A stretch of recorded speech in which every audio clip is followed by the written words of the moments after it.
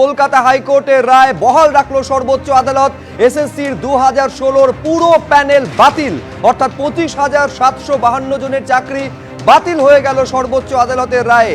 নিয়োগে ব্যাপক পরিমাণে দুর্নীতি হয়েছে রায় ঘোষণা করতে গিয়ে জানালেন সুপ্রিম কোর্টের মহামান্য প্রধান বিচারপতি। যারা অন্য সরকারি দপ্তর থেকে এখানে এসেছিলেন, অর্থাৎ এই স্কুলে চাকরি করছিলেন, তারা পুরনো জায়গায় ফিরে যেতে পারবেন।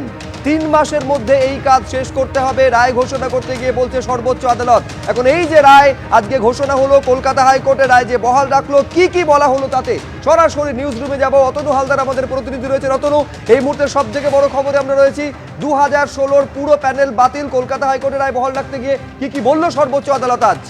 দেখো, এক কথায় যদি তোমাকে বলি, তাহলে কলকাতা হাইকোর্টের বিচারপতি দেবাংশু বসাক এবং সব্বার রশিদি 1 বছর আগে যে রায় দিয়েছিলেন, আজকে কলকাতা হাইকোর্টের সেই রায়কেই সুপ্রিম কোর্টের প্রধান বিচারপতির বেঞ্চ বহাল রাখলেন।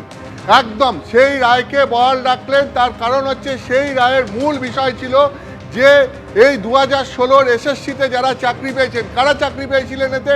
ক্লাস 9, 10 এবং 11, 12-এর শিক্ষক পদে থেকে নিয়োগ হয়েছিল এবং গ্রুপ সি এবং গ্রুপ ডি এতে নিয়োগ হয়েছিল। এই যে প্রায় তোমার 26,000 চাকরি, 25,000 সামথিং, প্রায় 26,000 চাকরি, এই পুরো প্যানেল বাতিল হয়ে গেল। অর্থাৎ আজকে কলকাতা হাইকোর্টের যে রায় ছিল বিচারপতি দেবাংশু বসাক এবং সব্বার রশিদির বেঞ্চের, সেই রায়ই আজকে সুপ্রিম কোর্টের প্রধান বিচারপতির বেঞ্চ বহাল রাখলো। অর্থাৎ 2016 এসএসসির চাকরি প্রাপক যারা চাকরি করছিলেন, তাদের প্রত্যেকের চাকরি চলে গেল এবং এদের জন্য নতুন করে পরীক্ষা ব্যবস্থা করা হচ্ছে এবং সেই নতুন করে পরীক্ষা নেওয়া হবে এবং তারপর নতুন করে নিয়োগ প্রক্রিয়া শুরু করা হবে। অর্থাৎ এবং এর পরেও আরও রায়ের পাটে আরও বেশ কিছু বিষয় আছে, যেগুলো রায়ের কপি আপলোড হলে পরে সেগুলো পরিষ্কারভাবে জানা যাবে। কিন্তু মূল বিষয় আমি তোমাকে যেটা বলছি, যে 2016 এসএসসি দিয়ে যারা চাকরি পেয়েছিলেন 9, 10 এবং 11, 12-এর শিক্ষক পদে, গ্রুপ সি, গ্রুপ ডি, এদের প্রত্যেকের চাকরি চলে গেল। এখন প্রশ্ন হচ্ছে, বেশ কিছু প্রশ্ন আইনজীবী মহল থেকে এবং রাজনৈতিক মহল থেকে উঠছে। সেই প্রশ্নগুলো কি? যে 2016-য় প্রায় 26,000 পরীক্ষার্থী তারা চাকরি পেয়েছিলেন এবং তারা চাকরি করছিলেন। এখন এই যে 26,000 জন চাকরি করছিলেন, এই 26,000 চাকরি প্রাপকই তো জালিয়াতি করে চাকরি পাননি। এরা প্রত্যেকেই তো দুর্নীতির সঙ্গে যুক্ত নন। কিন্তু যেটা হলো সেটা হচ্ছে, একটি প্রাতিষ্ঠানিক দুর্নীতির জন্য এদের প্রত্যেকের চাকরি চলে গেল। এখন প্রশ্ন হচ্ছে, আজকে এর দায় কে নেবে? এর দায় এসএসসি নেবে? এর দায় রাজ্য সরকার নেবে? রাজ্যের শিক্ষা দপ্তর নেবে? নাকি এর দায় মধ্যশিক্ষা পর্ষদ নেবে? কেন আমি এই কথা বলছি?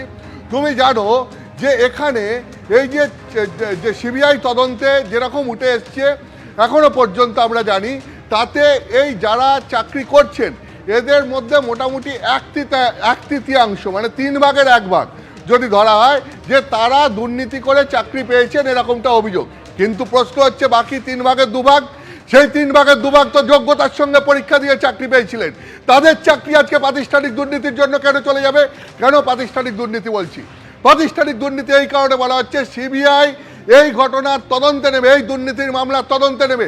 তৎকালীন শিক্ষামন্ত্রী পার্থ চট্টোপাধ্যায়, তৎকালীন এসএসসির চেয়ারম্যান সুবীরেশ গাঙ্গুলি, তৎকালীন মধ্যশিক্ষা পর্ষদের সভাপতি কল্যাণময়, তৎকালীন এসএসসির উপদেষ্টা শান্তিপ্রসাদ সিনহা, এদের প্রত্যেককে গ্রেপ্তার করেছিল। অর্থাৎ তুমি দেখো যে এসএসসির মাথা থেকে, মধ্যশিক্ষা পর্ষদের মাথা থেকে, রাজ্যের শিক্ষা দপ্তরের মাথা, রাজ্যের তৎকালীন শিক্ষামন্ত্রী পার্থ চট্টোপাধ্যায় পর্যন্ত অ্যারেস্ট হয়েছিলেন এই দুর্নীতির অভিযোগে।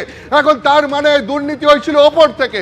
তাহলে সে যে দুর্নীতি, যে প্রতিষ্ঠান যারা এই চাকরির পরীক্ষা নিচ্ছে, যারা এই চাকরির নিয়োগপত্র দিচ্ছে, তারা যদি এই দুর্নীতির সঙ্গে যুক্ত হয় এবং তার জন্য যদি সবার চাকরি চলে যায়, তাহলে আজকে এই প্রশ্ন উঠবে, যোগ্য চাকরি প্রার্থীদের চাকরি চলে যাওয়ার দায় এরা নেবে না কেন? সুব্রজিৎ।